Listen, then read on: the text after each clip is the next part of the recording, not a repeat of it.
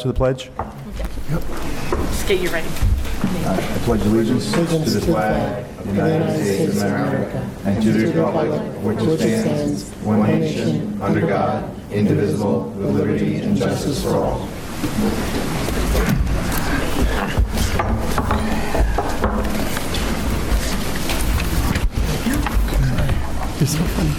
Good evening, everyone. First line of business is the approval of the agenda.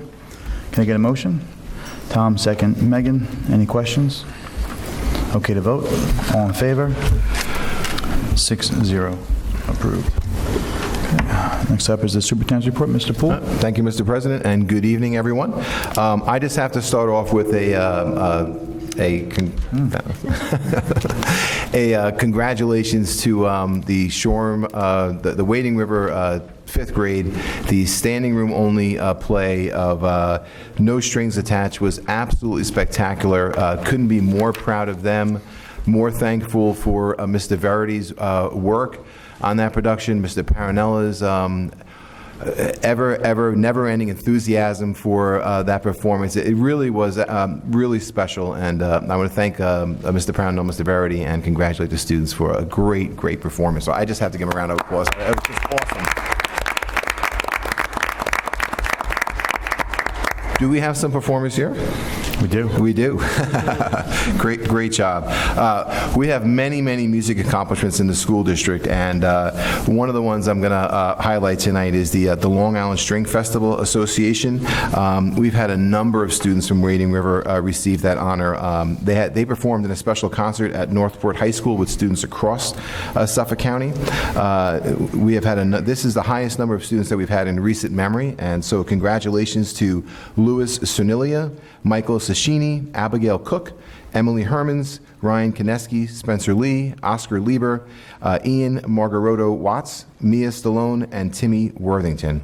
So congratulations to them for that amazing accomplishment. We also have had 72 all-county musicians, which we're going to invite and recognize at an upcoming school board meeting. 72 students made all-county this year, so phenomenal numbers. So congratulations to them, and I look forward to inviting them to a Board of Education meeting to be recognized. Tomorrow night, there's a special collaborative orchestra concert with the Trans-Siberian Orchestra's Mark Woods and students from Wading River, the middle and high schools tomorrow night. So tickets are available at the door. It starts at 5 p.m. Should be an electrifying evening for that. So some congratulations to our athletic teams. Both the boys and the girls basketball teams have made the playoffs. Congratulations to them. Wish them success. Keep it going, Wildcats. And the wrestling team this year made it all the way to the Suffolk County Championships a couple of weekends back. Had a wonderful run. I know the individual tournaments are still going on. So I'd like to welcome the Wading River and Miller Avenue student representatives from Student Council and Ms. Smith and Mr. Paranello tonight to share an update with the Board of Education on how their work is progressing. I'd like to welcome our Director of Humanities, Nicole Wallbauer, who will be giving the Board of Education an update on the Humanities program this evening as well. So, and thank you. And that concludes my report. Great. Thank you, Mr. Poole. Next up is opportunities for board members. I would quickly like to congratulate the Wildcat Athletic Club for successfully holding their annual casino night this past Friday night. It was a huge success over in Giorgio's, and I wanted to, again, congratulate them on having a great turnout again this year. Next up, I believe, Katie Anderson. I just want to give as brief as possible of an update to our CDC meeting. The Curriculum Development Committee met on January 16th, and I didn't get a chance to provide an update to what was said there. We had updates from each of our 6 subcommittees that were shared out with the entire group, and then a dynamic discussion ensued with and we all were given note cards, and we were able to hear the updates, ask questions, and provide feedback on these individual note cards, and then that feedback was then shared out with the leaders of the subcommittee, which is using that feedback to inform the the next steps and the rest of their meetings for the upcoming year. Again, as briefly as possible, the high school subcommittee on student academic readiness outlined their next steps. They are instituting an SWR 101 course. Some people have heard about if you have a student that is scheduling their courses for 9th grade at the high school. Very exciting work is being done to provide our students with an opportunity to take a look at what they will need to be prepared to have the most optimal and productive high school career and preparation for their college to come. The curriculum is currently being developed by that, and again, all of these subcommittees are administrator-led, teacher-driven, and entirely student-focused. It's been really wonderful to see the work that's been underway since September. The second subcommittee was on the middle school programming, how to optimize our offerings for students and access to all of the opportunities that we currently offer our students grades 6th through 8th. That discussion is being continued this evening, so I won't go into that very much. The School to Community program has a subcommittee specifically for that to continue this comprehensive experience for all students. Some of the upcoming offerings include a power breakfast for seniors where they'll get to socialize in a professional setting and conduct not only networking but impromptu interviews with members from the community. There's an elementary report card committee, and this subcommittee is looking at the different models and the new standards to basically keep the current structure but add minor tweaks and integrate AIS into the report card as well. There will be a parent workshop in early September to go over the new format, which isn't completely fleshed out yet, but is going to continue to be formed. We will also, our teachers will also have support in rolling this out as well. The program updates were given to us by the Nexus program. We'll hear a little bit more, the School to Community program, we'll hear a little bit more about what's happening for humanities this evening, and also the exciting offerings through STEM were outlined as well. So there are, if you're interested in learning more about what's happening in these 6 subcommittees, then I suggest contacting Alan Meinster. It's really been incredible. I'm very grateful to witness all of the work that's being done, and looking forward to hearing what's going to be offered for our students and the results of their continued efforts. Great. Thank you, Katie. Thank you, Katie. Okay, Tom? Sure. I wanted to provide the board an update on the regional legislative breakfast that occurred this past Saturday. So a number of the board members, myself, Mr. Poole and Mr. Curie represented, along with some legislative committee members. I did want to say thank you out loud to 2 of our students who attended. Mr. Paul Lascauso was there and asked a question on behalf of the district. Did a nice job in representing us, and I'll share that question in a moment. And Mr. Declan Barron was there as well. So the 2 young men were there, joined with us, and it was great to see. And I'm sure they took away, like the adults in the room, some of the complex issues that are ahead for us, again, with this year in terms of legislative, building the budget process. The foundation aid that you'll see, although it reports larger foundational aid for districts like ours, at the end of the day, we learned a lot in which there are other building aids and other aids that are separately as expenses. They rolled some of those into the foundation aid, and we don't really know, per se, what those dollars will look like for our district in the future in terms of building aid reimbursement and other items. So it's a stay tuned item as we build our budget. So that was a good takeaway. And I think ultimately for us, it was just educational in that regard, seeing how there was a BOCES presentation that I know we'll look forward to seeing and learning more about what's happening with Suffolk County and New York State more broadly. But ultimately, as the island continues forward, Long Island in general, Long Island schools, there's less aid being given overall to our districts. So as a taxpayer and as a community member, it's things for us to continue to see as we try to, as a district, keep our programs and such. So it's a very complex meeting. Hope the students took away how government works. Our state assemblymen were there and our state senators as well. And you could see what's on their minds in terms of legislative agenda versus schools. So overall, interesting.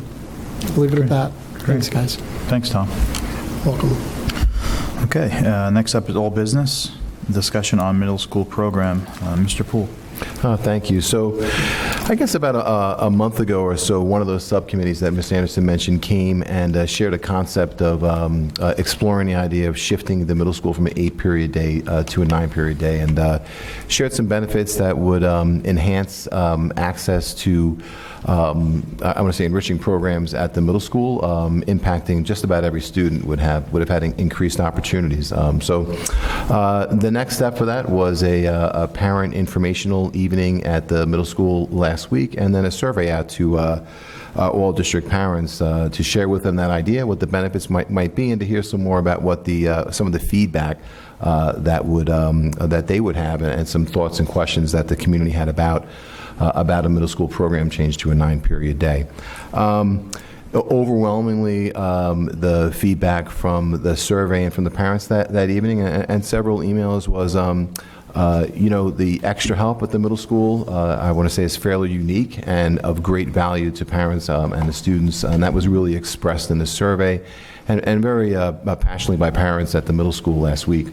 The other concern from parents was start time of the school day. Clearly, we'd have to make some adjustments to capture a 9-period day. So those are two concerns, some feedback from parents. I think it's important that we consider that as we consider next steps. So we will be asking that subcommittee, they have already gotten that feedback, to think about what that feedback means from a scheduling and a modeling perspective, and going to ask them to look at what other models are out there for scheduling, maybe short of a 9-period scheduling shift that other middle schools across the country use that might have some of those same benefits. So I do look forward to them coming back at a later date with some other ideas and information about what might be possible to make some change for the better for all students at the middle school. And also, at the meantime, we will absolutely be looking at students, without making a shift from an 8 to a 9-period day, what are some in-between steps that we could take that would enhance access for those kids that are maybe most impacted by their schedules, and see if there's some improvements that we can make short of a 9-period shift for next year as well. And look forward to sharing that with the Board of Education in the near future as well. I just wanted to commend the work of the subcommittee, and also the responsiveness of Mr. Van, of the rest of the administration, to the community input, and I'm looking forward to hearing the additional options. I think that what came clear was that there's more we can do, and there's more that should be done, especially for the 25% of our student population that doesn't have currently the same access to all of the programming that the majority of our students have. So I think that the biggest takeaway for me is one of those moments as a board where I feel like we could be proud of the kind of how fluid this process is, and how this the work of the subcommittee wasn't set in stone, and the administration took the community's input, and truly this analysis is not being done in a vacuum. And so, I just thank Mr. Meister and the CDC and Mr. Van for continuing that work, really trying to find the best, most optimal solutions possible. Okay, great. Thank you. Next up is the discussion on the 2020-2021 academic calendar. Mr. Poole? So typically every year, we are very much aligned to the BOCES calendar as a school district. We do have the BOCES calendar available now to us, and a draft calendar for next year is very closely aligned to that calendar. By aligning to the BOCES calendar, we just ensure that any of our students that are benefiting from those services are not off or in school, or not in school here when BOCES is off, and vice versa if we are in school. So hoping to adopt the calendar at the next board meeting, and just give an opportunity for the board to offer any comments as we finalize the draft and bring it to the board for adoption. You can't get us off the day before Thanksgiving? We probably could, well, I don't want to say that. I don't want to speak for you, but can you just explain maybe some of the benefits if we were to start earlier? I mean, I know. That's what I wanted to know, because it's a late Labor Day, it looks like. Labor Day is late. Labor Day is late. I know there are some neighboring districts, I did a little research myself, that there are some districts starting Before. on Wednesday or Thursday prior, maybe having Friday off. It's a little different everywhere, but besides the BOCES piece, what are some of the benefits, maybe? Of starting earlier? Starting Well, earlier. you would be able to add a day before Thanksgiving. We could add back have the Thursday before Memorial Day as an additional sort of cushion for snow days that would further protect the April break along the way. That definitely is a possibility. You're right, some schools are coming in a little bit sooner, but, so those would definitely be some of the benefits for it. But again, the negatives would be for the group of students that would have a different calendar here than they would have at BOCES. So if you had staff come in, we have 1 day of staff professional development before the school year starts. So we could potentially have staff in on Friday, start school on Tuesday. That doesn't help the students' calendar. Or you could have a staff day earlier in the week, have students come back, and then you would gain. It wouldn't make sense to have students. It wouldn't make sense to have students come in for 1 day in that week before Labor Day weekend. You'd want to have them come in for at least 2 days. So you could have staff come in on Wednesday and students come in on Thursday and Friday, and then you would gain 3 days, which you could apply to the 2-week break around the holidays. Now, some districts have a full 2 weeks off around the holidays. Our draft calendar doesn't have that. Or you could spread it out a little bit. Wednesday before Thanksgiving, that Thursday, add another day to the winter break, so to speak. How many kids do we have that take advantage of the BOCES programs currently? I can speak to the career tech ed students. We generally have anywhere from 35 to 40 students at the high school in the career technical education program at BOCES. I think it fluctuates for students who are attending BOCES programs, but it's probably up to 20 at any given time, give or For take. knowledge, Jerry, if we picked a day that BOCES is not in, or if we are not in session and they are, what ends up happening with the kids who are in BOCES? What, just logistics? We would be closed. We typically wouldn't have busing. It would just be a closed day for the school district. How does the BOCES busing work? Do they come to the school and pick the kids up? I'm going to defer to Mr. Arcuri on the transportation. We actually provide busing. Okay. That is part of our out-of-district busing budget code. So the individual student could have the option to get driven to BOCES that day? Parental driving, yes. We don't know what other districts do when that conflict occurs? The number one thing that other districts do is try to avoid the conflict first. That is the primary thing. But other than that, districts cannot pay for an additional day for that transportation cost, because our contract with the transportation provider is for when our schools are open. And historically, we've aligned with the BOCES calendar, correct? Eventually. To the best of my knowledge, I think so. I'm going to defer to my... Because we change it and change it. We had a little modification Yeah, last the last year. couple of years. But yes, that's the Well, goal. this one seems to still preserve the snow days for the last 5th and 6th days here, right? So it's similar to what we did last year in terms of preserving April break?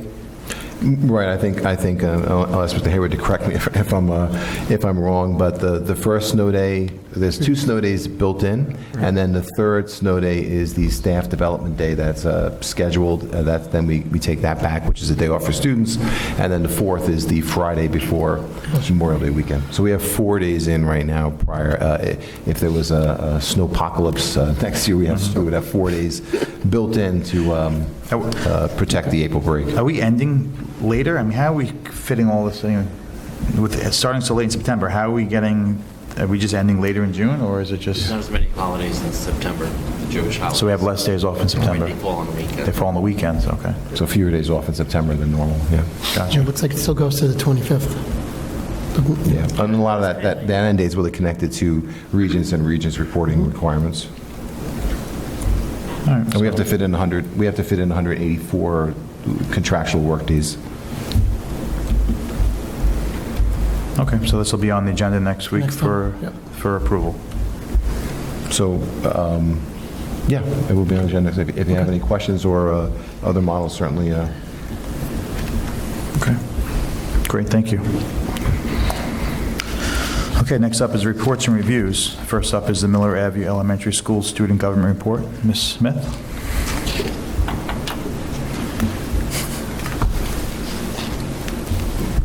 Good evening, Superintendent Poole and members of the Board of Education. Thank you so much for allowing members of Miller Avenue Student Council to be here this evening. Ms. Benz and Mr. Korchmer, please send their congratulations to our students because they were unable to come tonight. Lucy Browning and James Klein are here to represent our school.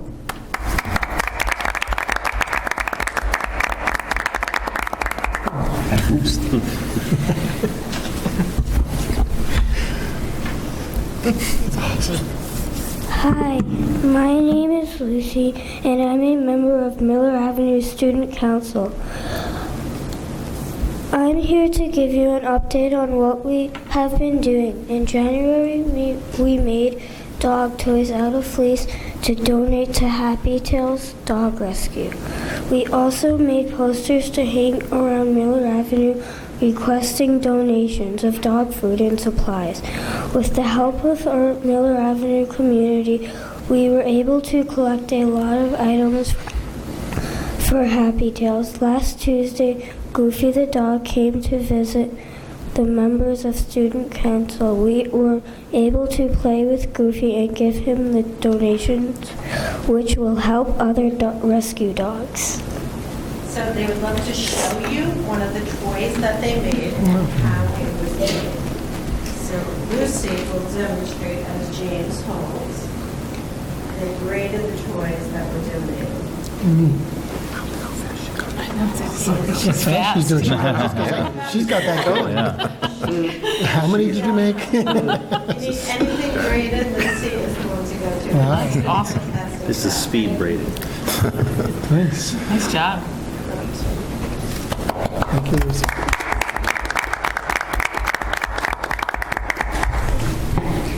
Hi, my name is James. I'm also a member of Miller Avenue Student Council. We began making Valentine's cards for our local veterans.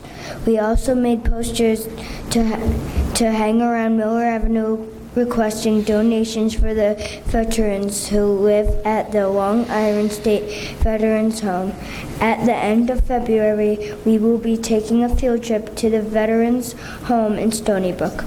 We will be bringing the cards and donations, and we are also going to get to do an art activity with them.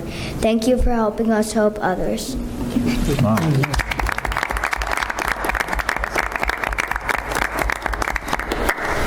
Thank you, very impressive. Thank you, guys. Okay. Next up is Wading River Elementary School Student Government Report. Mr. Parinella.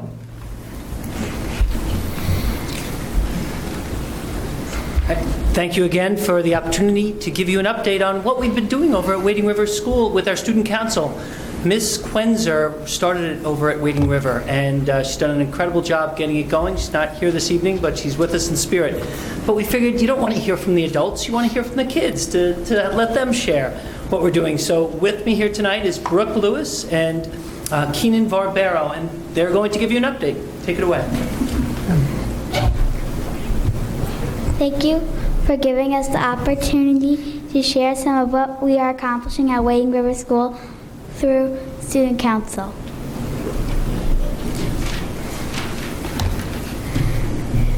We create posters to help our classmates make good choices, like to recycle water bottles.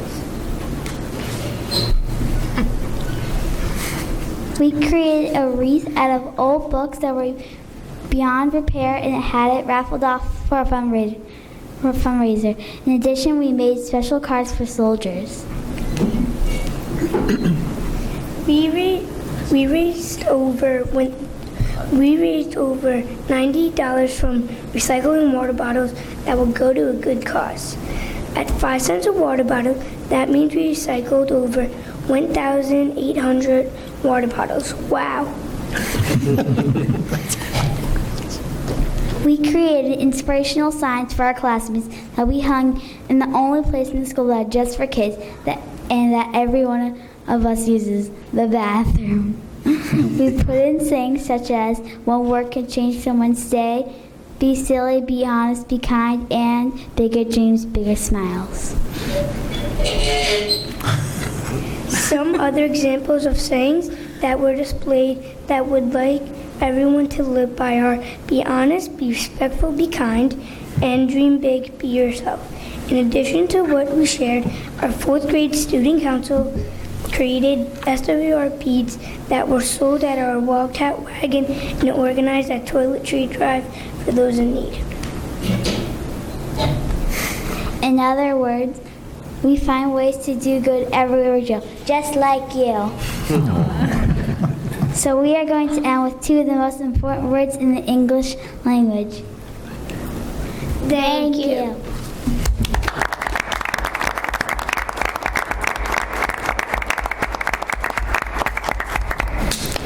Great job, guys. Very impressive as well. Okay, next up is the humanities update. Ms. Nicole Wallbauer.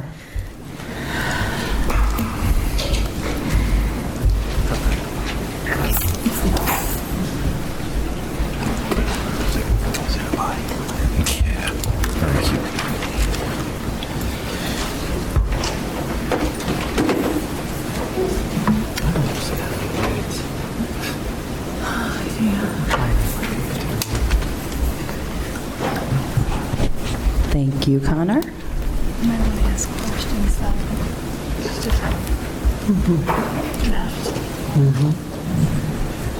Okay. So I get to follow the adorable children. Luckily, I have some adorable children in my slideshow tonight.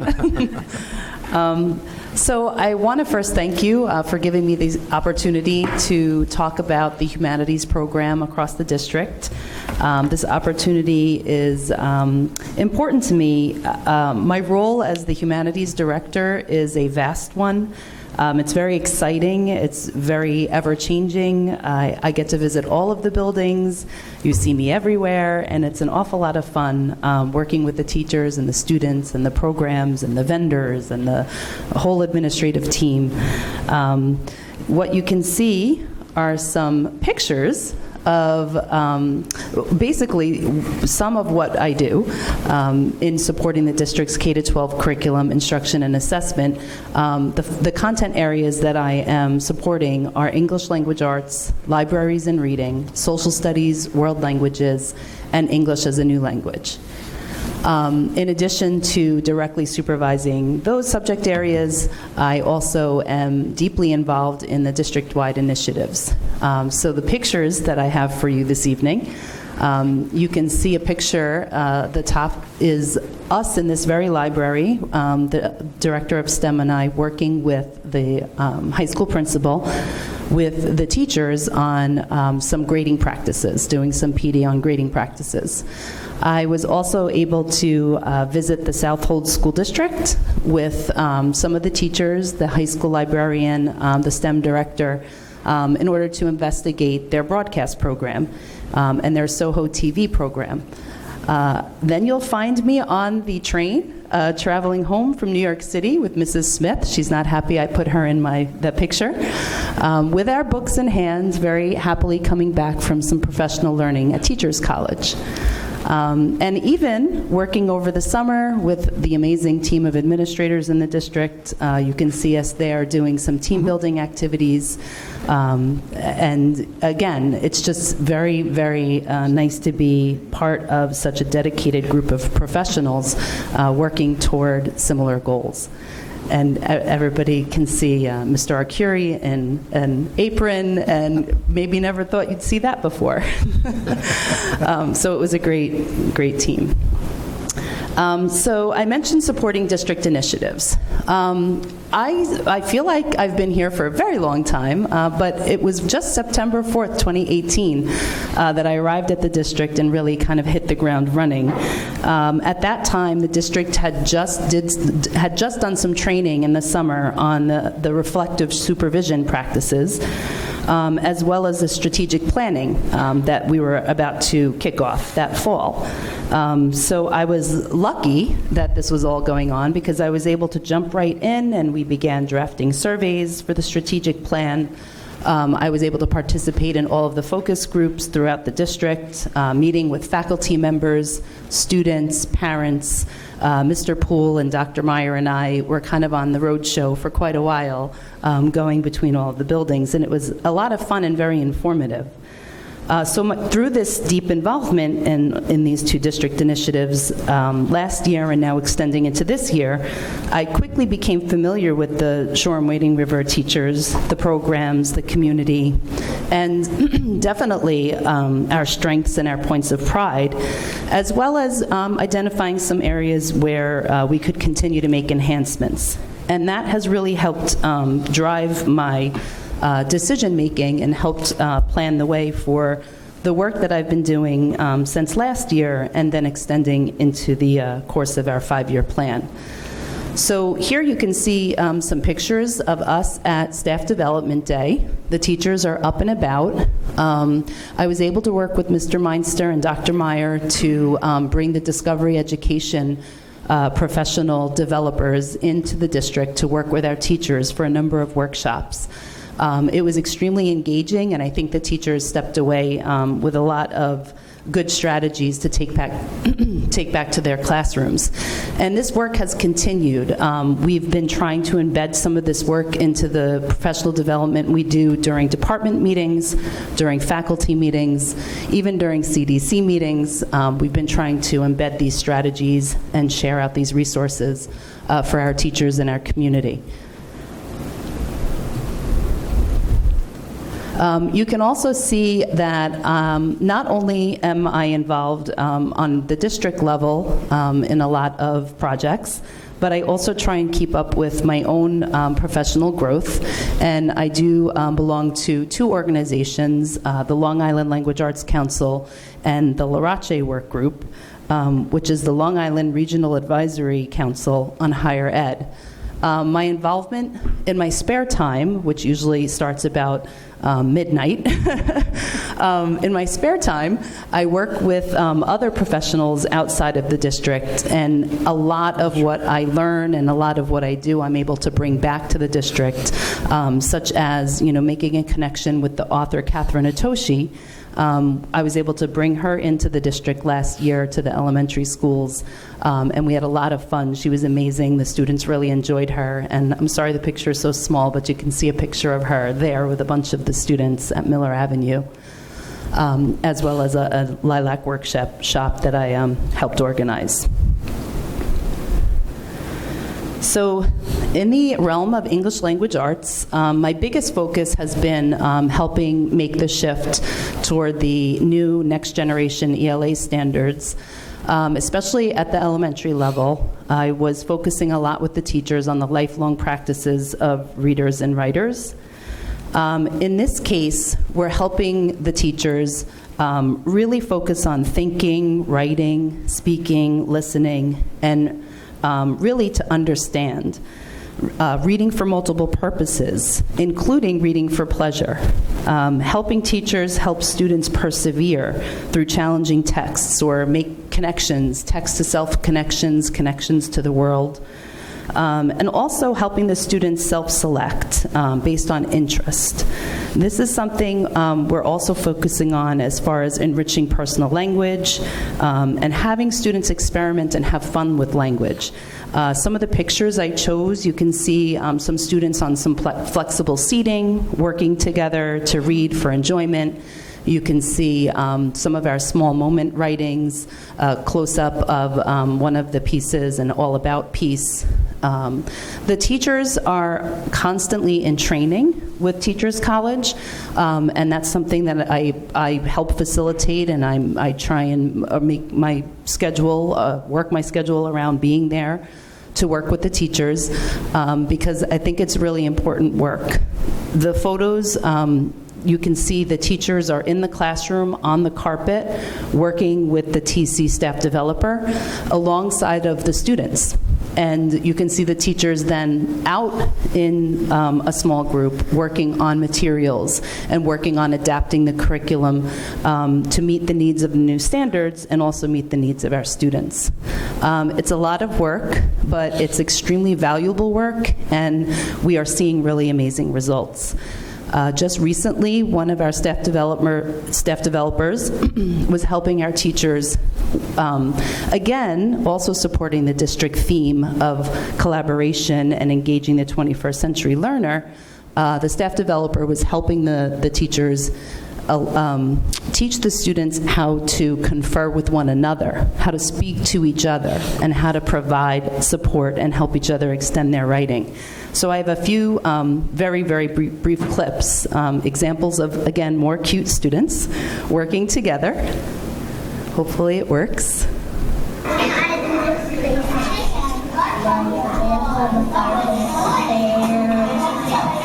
should have an example. You can use a real pencil and write what I just said. So he says to her, I think you should put in an example. And then she says, well, pick up your pencil and write down the examples I just gave. And they're really, kind of supporting each other to extend their writing.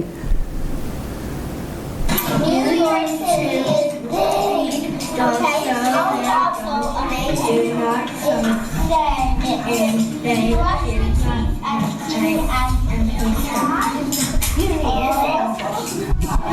Again, you need an example. There is different types of dogs. And you can see our classrooms are very busy, very workshop-oriented. You see the student, counting her words and pointing as she reads. You can hear someone say, well, don't forget a period in the background. These students are very well trained. And the last video.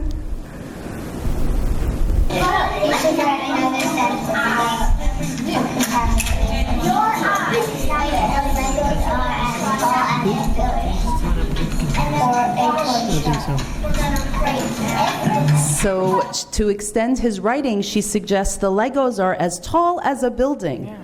These are our first graders using, figurative language. And he says, well, no, I think a truck. So again, this work, our Teachers College program, all very aligned to the new standards. It allows us to really keep up with the latest trends and the best practices. And we're even working on integrating literacy across the content areas, particularly with social studies, but that's always a focus for us as well. Our word study, phonics, we are using Foundations. Again, the best programs that are out there, Words Their Way. These programs we supported with some training last year. Although we've been using them for a bit of time, over time the programs do become enhanced. There are new program components. So we did bring in some trainers last year to work with the teachers on how to do the Foundations, especially focusing on more of the manipulatives and making it a little more interactive and engaging. The Words Their Way, there's a new digital component to it, some gaming built in, so the trainer came and worked with the teachers on that. Something else that we learned about last year was, again, through Teachers College, a resource that we found called Patterns of Power. This was something that we decided to bring in and kind of turnkey to the teachers, because we were finding that the teachers were asking about grammar and how can I kind of build grammar instruction into my writing workshop time. And that's exactly what this resource does. And I have a couple of quick little clips so that you can just see the visual of how it looks in the classroom. We're not going to watch the whole thing.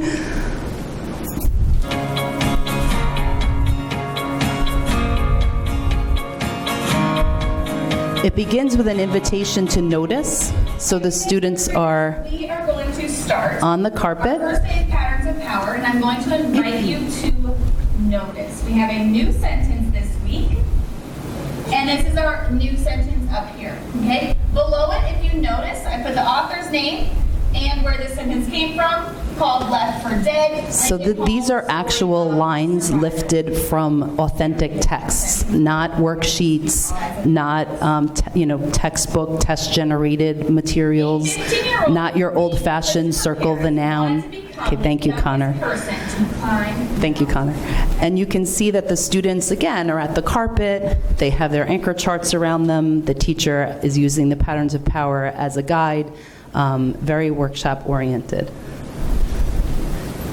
After a couple of lessons, they get into another piece of the program, which is the after the invitation to notice. It's the invitation to imitate and to try it out. So they're not only analyzing words and sentence structure, but then they get to try it out themselves. Again, just another quick little clip of a teacher. So now, kids are a little older. Got a challenge for you. I think you're up to the challenge. I think it's a tough challenge, but I think you can do it. I'm going to allow you to work together. Okay, collaborating, working together, working in their writer's notebooks, working with partners. Okay, everything that we like to see in the workshop model. Thank you, Connor. Together with a comma and an and. So we're kind of slowly doing this work throughout grades K through 5. Our literacy coach, Mrs. Erin Wills, has been extremely helpful in helping the teachers kind of get to know this resource. She's been modeling lessons for the teachers. She has been planning with the teachers. The resource itself is not grade specific, so it's been the conversations we've been having about what concepts to do on what grade level. They've been very powerful, so we're looking forward to kind of continuing this work. Again, the literacy coach, Ms. Wills, supports all of our literacy programs, Foundations, Words Their Way, Patterns of Power, TC. She is a very valuable resource to us, working with the students, working with the teachers. You can see her there on the carpet actually working with students. It's a very nice thing. The AIS reading program, I have also been able to work with the reading teachers in the elementary schools. The RTI program is fairly new. Again, we're using kind of the best of the best. The leveled literacy instruction is what we use for the AIS reading program, the LLI. The teachers, again, have had some recent training. We've purchased some new materials. The feedback we get are they love the books, so I gave you a picture of one of the books, one of the primary books, and again, an excellent program. At the secondary level for English language arts, as you heard, we're focusing at the middle school level on some program review. We're hoping to move toward a workshop model, so our emphasis is that and promoting literacy across the content areas. At the high school level, again, program review.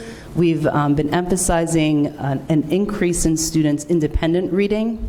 We've been trying to build in choice reading and also making sure we're enhancing students' presentation skills, research, writing, vocabulary skills.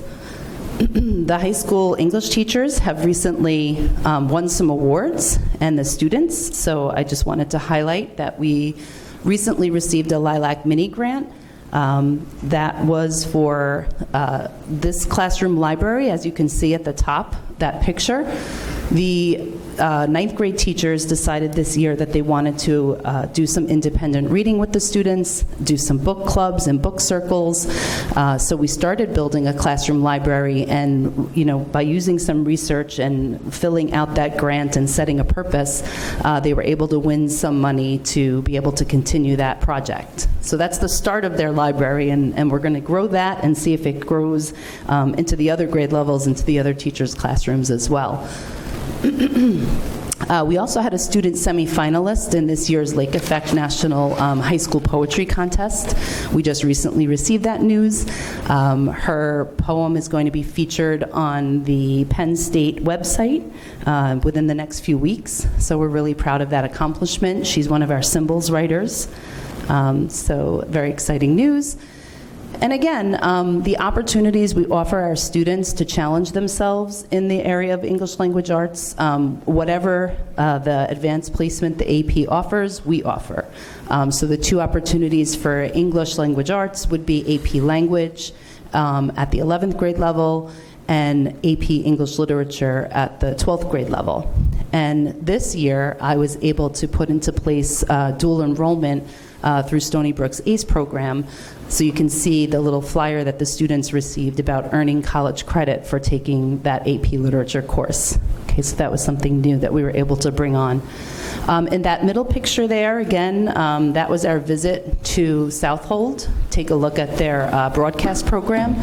We're working on kind of updating our broad speaking course and maybe building some exciting opportunities for the students to not only learn the art of public speaking, but then also to put it into action through broadcast. So that's something we're working toward as well.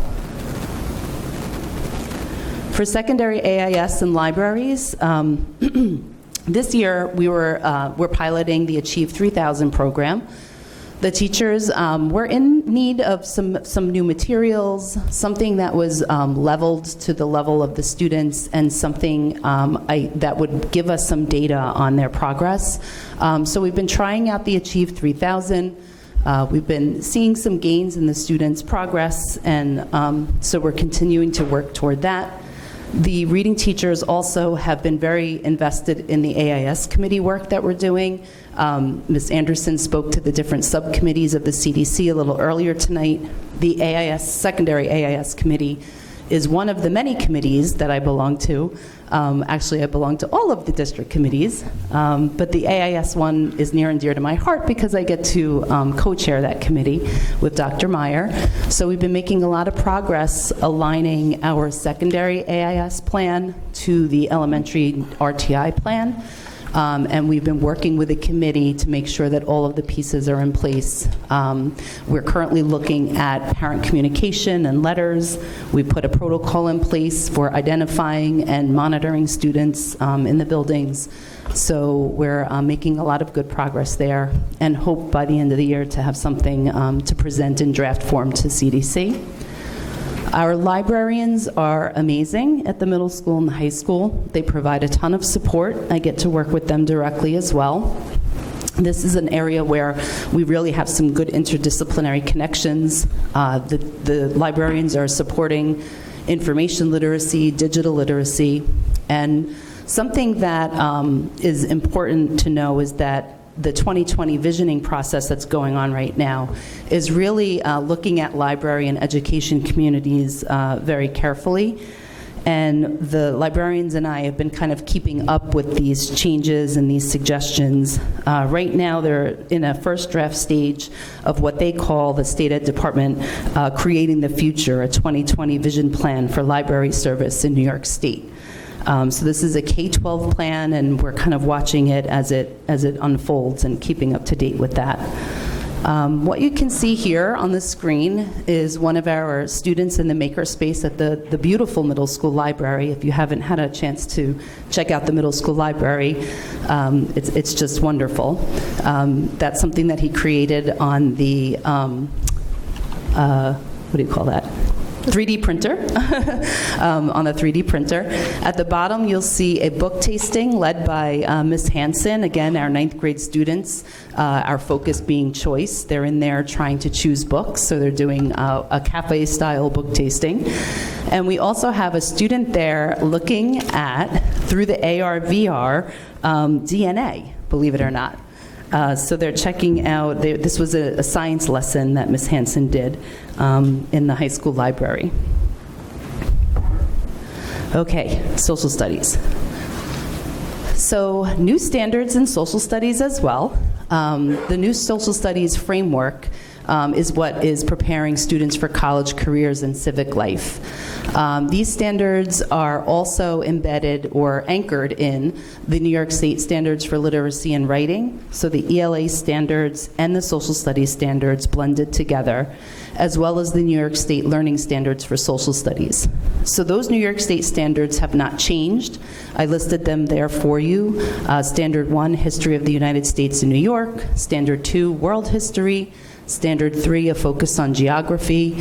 Standard 4, economics. Standard 5, civic citizenship and government.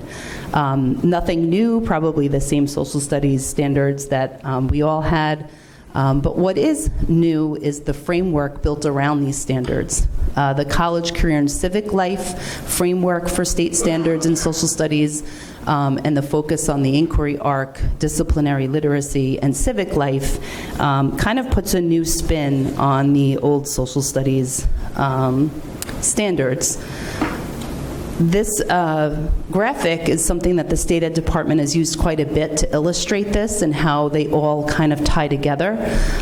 So starting with the inquiry arc, then to the unifying themes, the core literacy skills, as well as social studies practices, key ideas and conceptual understandings, and content specification. So these are the many parts of the framework that are supposed to work interdependently in both the way the teachers are instructing, but also how they assess students. So this is a very inquiry-based approach. Students are developing themes. They're trying to draw conceptual understanding while applying the practices and also the literacy skills in terms of the content of social studies. So this is a bit of a shift in practice for the teachers. And in that case, we have done quite a bit of professional development. The teachers have met on staff development days to do some vertical alignment. We have gone through the framework together. We've gone to workshops. We also have started to shift our multiple choice questions to stimulus-based questions. We're trying to make sure that the students are reading and writing in response to the content, and it's not just multiple choice. They're doing enduring issues essays all the way back down into the 6th grade and trying to build up that skill set, and again, synthesizing texts. The teachers are also going to be working with a BOCES trainer so that we can practice and learn how to score the new assessments prior to June, when this is the first time we're going to be giving the new framework exam for global. So to prepare the teachers ahead of time so that they're not doing this for the first time in June, we're bringing in somebody to work with the teachers. So we're really excited about that. In addition, last year into this year, I worked with our new textbook and got the teachers some training so that they could become familiar with the new resource that has been aligned to the new framework and standards, has a lot more of these practices built into it, has a digital component and integrates with Google Classroom. So we've been doing a lot of that work as well. I've been talking quite a bit, so I'm not going to go deeply into these unifying themes and social studies practices. But the big idea is that through the social studies, there are these key big ideas, these enduring understandings. Let's take conflict, for example. The students will study that, and through different lenses. So that's where the themes come in. By doing that, they're also at the same time using practices that social scientists would use, historians would use, skills such as gathering information, interpreting, identifying causation, chronological reasoning, geographic reasoning, understanding economics, economic systems, civic participation. So it's all tied together in the study of social studies. Are you tired yet? Humanities. So it goes back to this arc, which is why I put that arc on this slide as well, and how everything is just so integrated together. The feedback we're getting that the students really do need the close reading skills and strong writing skills to be able to be successful on these new assessments, and we're working that into our curriculum. Starting with the elementary, certainly aligning to the new framework from the elementary level up. This is the content sequence and what the students study, the themes they study at each grade level from K to 5. You can see right here, I don't know if I have a pointer. Do I have a pointer? Oh, I do. Right here, you can see the students gathered around a presentation for their Native American unit in 4th grade. As well as here a poster that's been created by some of the 5th grade students for their first unit of study, which is on early cultures. So we try and give the students hands-on and real-life experiences in social studies, especially at the elementary level. So those practices are continuing while we're also shifting to the new framework.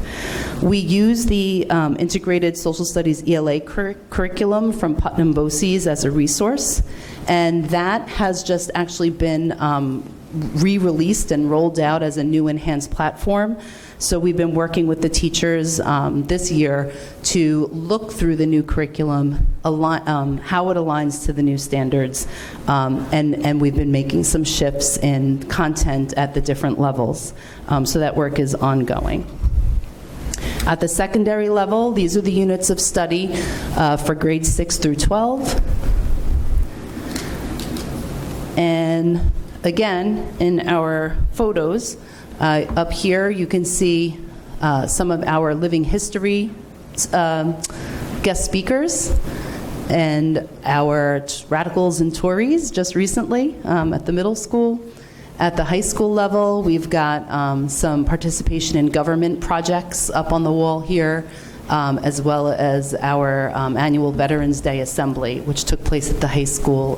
Very powerful event. And we have a very successful Veterans Assembly at the middle school as well. Again, just like the elementary, trying to make those real-world connections to the students and helping them, the social studies kind of lift off the page. We offer quite a number of APs in the social studies area: global history, U.S. history, AP macroeconomics, AP government, AP psychology, and very excited, new for 2020, 2021, we're going to be offering AP human geography for the first time. So we're really excited about that. In the world of world languages, also new standards. So the proposed revisions to the new World Languages Standards, or formerly known as LOTE, and to the checkpoint assessments. These new standards have been influenced by national standards. The teachers have been looking at the draft of the new standards.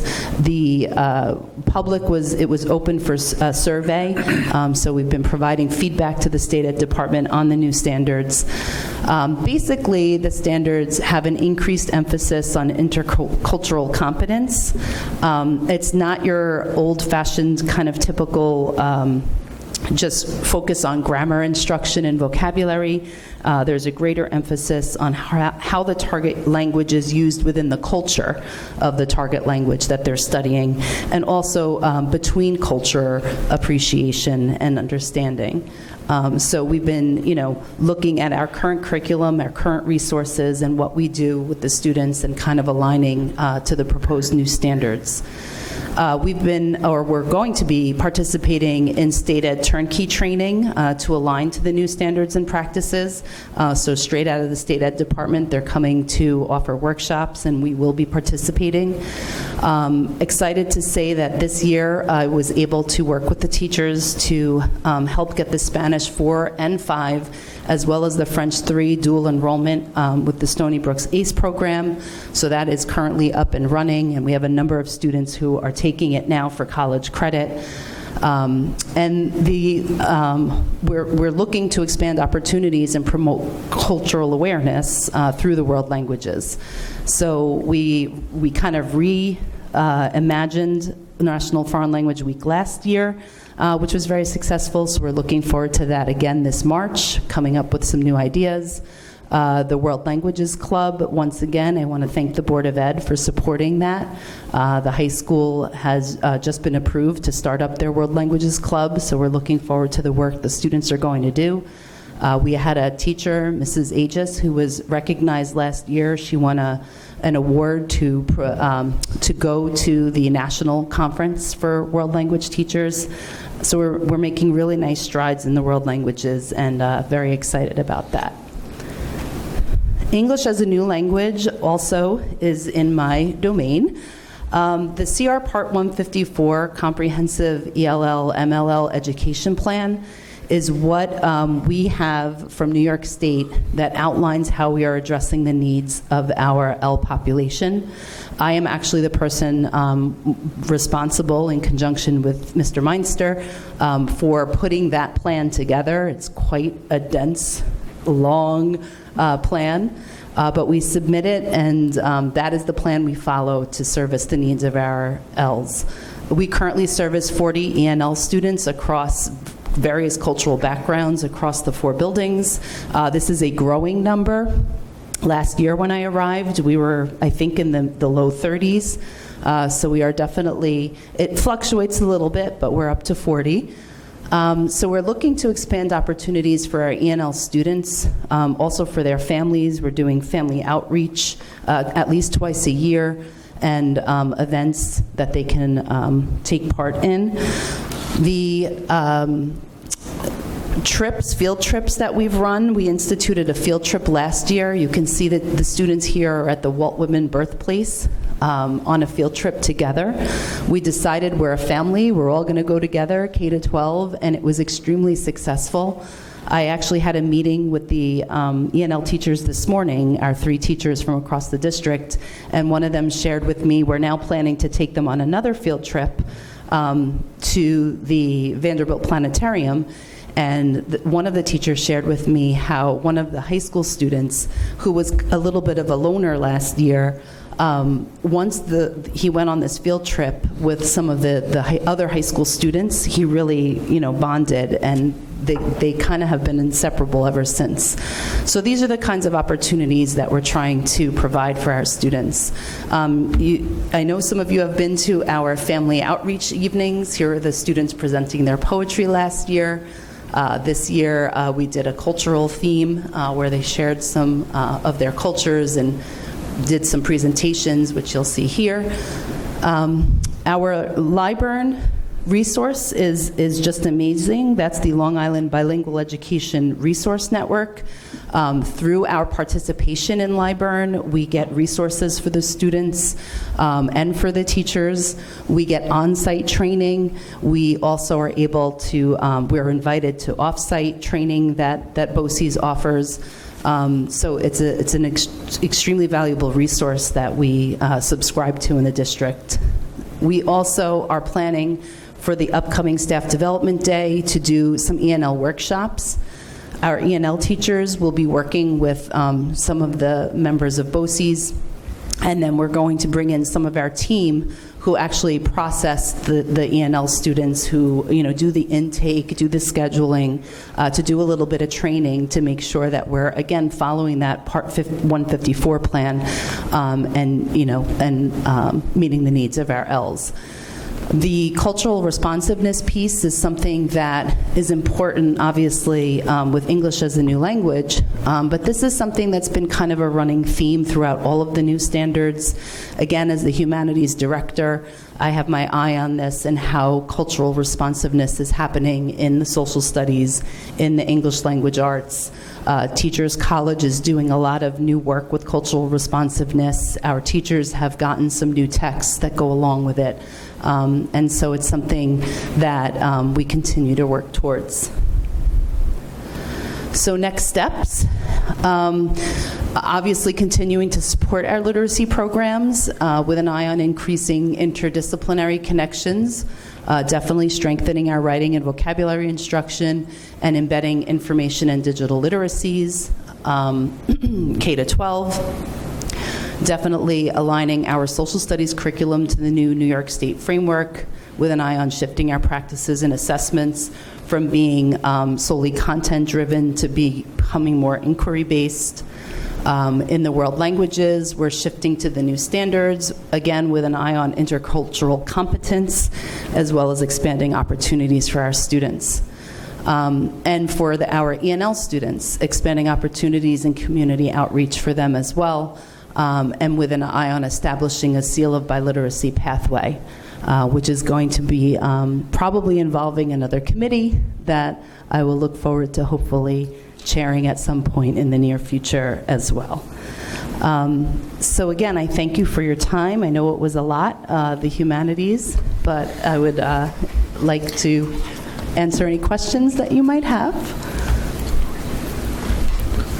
First off, I want to thank you for presenting tonight as a lot of information there, so I appreciate you taking the time to put together the presentation. It was excellent. Thank you. Thank you.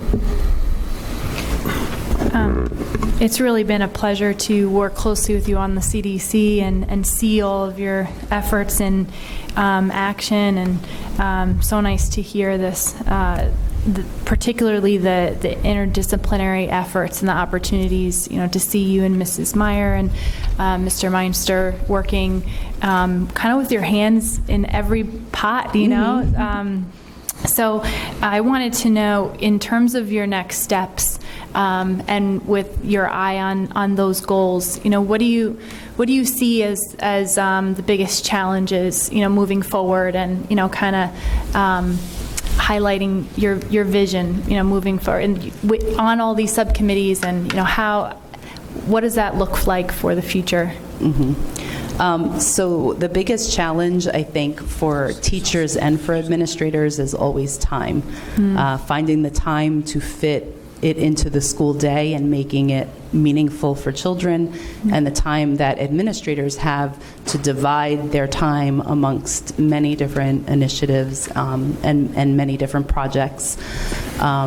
So that's a challenge, but it's an exciting challenge at the same time. Just like teachers, it's a puzzle piece to fit it all together, but at the end of the day, it's their baby and they're so excited by it. I feel that that's how it is as an administrator as well. So it's challenging, but it's rewarding work at the same time. Specific challenges or obstacles, I have to say I'm very lucky to be in a place where I have an extremely supportive cabinet and group of administrators, and a very responsive Board of Education who's very involved in, the decision making and paying attention to program and asking good questions. So I think that whatever challenge that faces us, we're poised and ready to work together to tackle it. Thank you. I wanted to share briefly that there was a group here, roundtable discussion about our mission and vision. And when you showed the students, the elementary students, noticing, giving feedback, it was so interesting to see that in action with our secondary students. I had the pleasure of being at a table with 2 high school students who were there, and after reading the mission and vision, their feedback was so constructive, and they said they noticed a theme in it and vocalized that.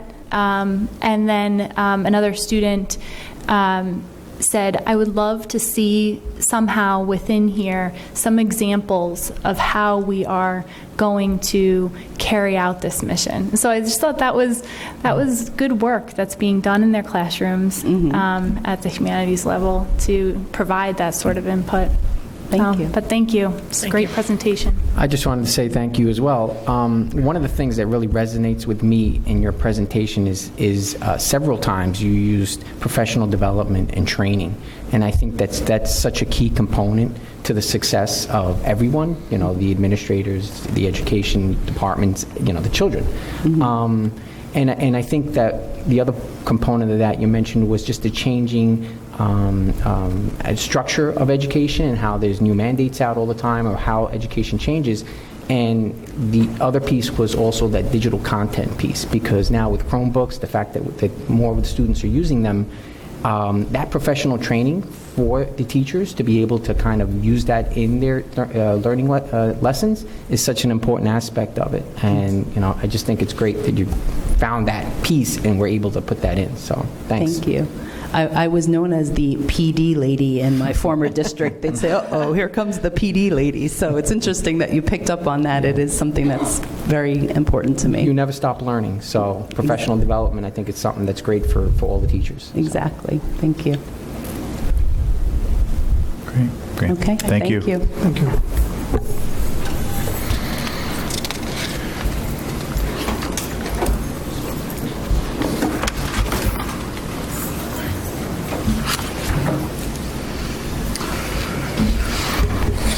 Okay, next up is the votes and resolutions. First up is the approval of minutes from January 21st, 2020.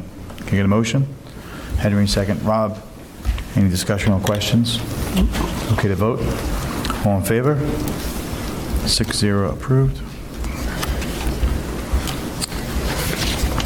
you want to touch on this? Do you want to talk about that? Yeah. Okay. All right. Next up will be the adoption of resolutions. First up, Board of Education resolutions, numbers 1920-215 and 1920-216. Okay, take them as a block? Yes. Can I get a motion? Megan, second. Tom. Any discussion or questions? Did we want to say anything about? Yeah, I think Jerry's going to maybe, I was just gonna say Mr. about Poole will maybe explain If I could explain the adoption of the modification of the calendar. We did not know the date of the presidential primary last year as we adopted this school district's calendar. We do know the date of the presidential primary right now is April 28th. We have in our calendar a spring staff development day of March 10th in the school district. So this resolution is to move the staff development day from March 10th to April 18th? March 18th, excuse me, from March 18th to April 28th. On April 28th, the presidential primary, we would have the staff development day and not have the students in school. We expect not to set a precedent for primaries, but we expect the presidential primary to have a larger turnout. While it's fairly self-contained at the high school, and we're working towards using the warehouse building for that perhaps in the future, but at the middle school is really where there's volume and it's in the way. So this seems like a opportune moment. Weather has been reasonable for us over the winter so far. I don't want to jinx that, so making that change is really is a matter of safety, for our students. And it seems like it's opportune for us to make that move. I just thought it should be explained. So we'll have to conform parents of the change. Once we move in that direction, let them know. I think it's a really good idea. I just wanted to also point out that some conferences are scheduled for teacher conferences, I believe on March 18th. Parent-teacher? Parent-teacher, yeah. I just hit me when I saw that date. What building? The middle school? I personally have one in particular at Wading River on March 18th. So is that right, Mr. Paranel? Yeah, so we just have to maybe figure out how to shift that as well. Those are the afternoon ones anyway. The after-school ones. After school? So does that? It's not the daytime, it's the afternoon. So you'll still be all right? I'm not worried about mine in particular. I'm just saying, so the teachers would have those regardless of the student day? The March day would become just a regular school day. And they would have the afternoon conferences as well. Okay. Any other Very questions? good. No, I just wanted to make sure it was explained. Okay. Mr. Poole, are you going to just say a little bit about the 216 as well? Okay. Yes, I will. And I appreciate the Board of Education considering this resolution. As you are aware, we spent the better part of the last 2 or 3 years really catching up to the scourge of vaping that, I don't want to say it took everybody by surprise, but I think it became surprising to all of us how many students across the nation state, and even in our communities, are using e-cigarettes and vape products. And while we have taken a lot of efforts across the last several years, whether it's student assemblies, offering a parent workshop, strengthening the health curriculum to include a more interactive, preventive curriculum against vaping. Those efforts are making an impact, but we want it removed and not a part of schools in our district and anywhere. So really this resolution hopefully will give us some impetus to redouble our efforts. We are reaching out to other districts, what has been effective for us, and we continue to look, and a great message to the community that, hey, we all have to work on this together. So I do look forward to, once the resolution is passed, to redoubling our efforts, working further with our community and PTAs to come up with some even more proactive solutions to protect our children from the scourge of e-cigarettes and vaping. Great. Great, thank you. Thank you. Okay, ready to vote? Mm-hmm. Okay. All in favor? 6-0 approved. Okay.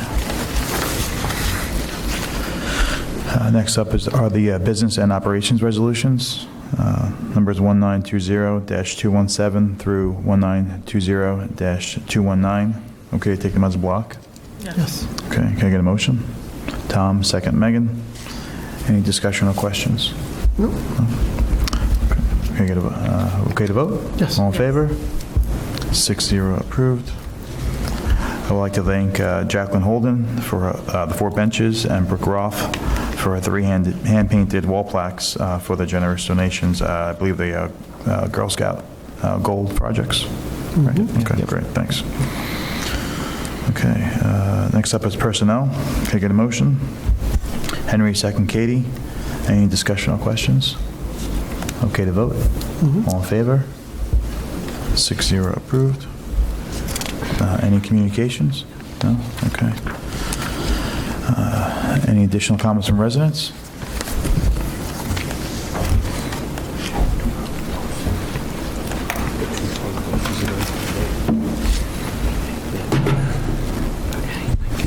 Thank you, Mr. Poole, members of the board. I apologize. I don't know why I thought the meeting started at 7:30, which was the reason for my tardiness. I would have made my comments at the beginning of the meeting, but... Can you just, I know you are, but can you just state your name and... Absolutely. Dan Losquadro, 4 Upper Cross Way in Shoreham. And I just wanted to make share a few thoughts with the board. I was not here last week for the meeting that you had regarding the 9-period day. So I had sent an email to Mr. Poole, but I wanted to share my thoughts with the members of the board as well.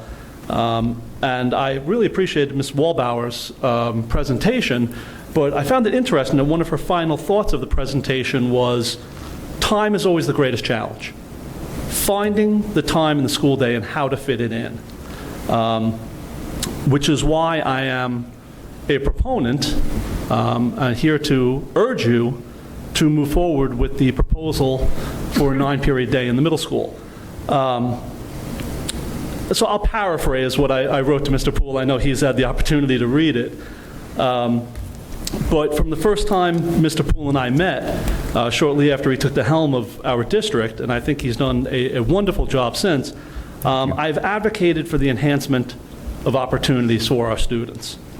This 9-period plan not only provides students more options to take the elective course offerings, but even more importantly, eliminates the need to choose between courses. More challenging courses such as earth science, which, to my knowledge, in the middle school, if students are currently taking earth science, they do not have the option to take a technology class.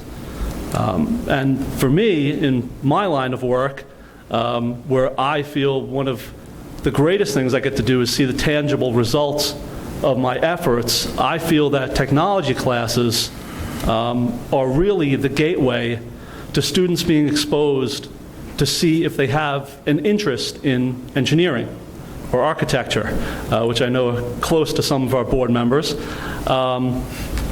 or as important to me in my line of work, the building trades. Students in need of academic support are facing the same decisions. So to me, if we are to provide the best learning environment to all of our students and achieve compliance with state mandates, and not try to find workarounds because we're offering advanced or special education and just offer everyone the same opportunities, I don't see this proposal as optional. I see it as an absolute necessity. Now, I've done a bit of research. I know I spoke in the past about some of the proposals about school start times, and I do firmly believe that many of the perceived problems of sleep deprivation and other concerns are, quite frankly, red herrings. Studies have shown time and again that sports, the arts, other extracurricular activities are adversely affected from a time perspective when you change these start times. And really all you're doing, as the old saying goes, is squeezing the balloon. You're just moving the problem from one place to another. As I wrote in a letter to Mr. Poole, pay me now or pay me later, as the expression goes. There's a very interesting article I read in U.S. News & World Report that was titled Parents and Educators, Late School Start Times Yield Mixed Results. And the superintendent of the one district cited in there said practices are later for athletes, musicians, and actors, which pushes back the entire evening and doesn't result in any additional sleep for these students. We had to move some extracurricular activities before school because practices were running until 10:30 p.m. due to gym availability. So I know, there may be many people who are well-intentioned who want to, knock down barriers for their children and make things easier for them. But I want to share with you something that I included from Mr. Poole that struck me. It was something I saw right after my son was born. And interestingly, after I put it down here, I took the time to change the gender in it to female. And I'm also going to hang a copy up in my daughter's room because there's a copy hanging up in my son's room now in the masculine version that I'm going to read you. And it's called A Son's Prayer. And it was written by General Douglas MacArthur in 1942 when he moved his family to the Philippines to lead the Pacific Front. And he said, "Build me a son, O Lord, who will be strong enough to know when he is weak and brave enough to face himself when he is afraid. One who will be proud and unbending in honest defeat and humble and gentle in victory. Build me a son whose wishes will not take the place of deeds, a son who will know thee, and that to know himself is the foundation stone of knowledge. Lead him, I pray, not in the path of ease and comfort, but under the stress and spur of difficulties and challenge. Here let him learn to stand up in the storm. Here let him learn compassion for those who fail. Build me a son whose heart will be clear, whose goal will be high, a son who will master himself before he seeks to master other men, one who will reach into the future, yet never forget the past. And after all these things are his, add, I pray, enough of a sense of humor so that he may always be serious, yet never take himself too seriously. Give him humility so that he may always remember the simplicity of true greatness, the open mind of true wisdom, and the weakness of true strength. Then I, his father, will dare to whisper, I have not lived in vain." That's something that I take to heart. I believe that challenge and adversity are something that builds character. And I'm not saying that it's a bad thing or a good thing to get up early in the morning, but as I've said before, studies show time and again that when we expect more and we expect greatness, those tend to be achieved because we set those expectations high. I think that the middle school will benefit greatly, all of our students, not just the high learners, not just those in need of academic services, but having that opportunity to make those choices, having those extra elective options, and just as importantly, as was mentioned before by Ms. Wallbauer, having students have that extra contact time with the educators so that those educators have that time in the school day to provide for that contact, I think will be very beneficial to our entire student body. I can't believe it's less than a year and a half at this point that my son will be out of the careful care and tutelage of the Wading River Elementary School and will be moving on to the middle school. So this is something that is coming very quickly for myself and my family, and it is something that I believe will help all of our students, and I hope it's something that you very seriously consider implementing in the upcoming school year. So again, thank you for your time this evening, and I appreciate your consideration. Thank you.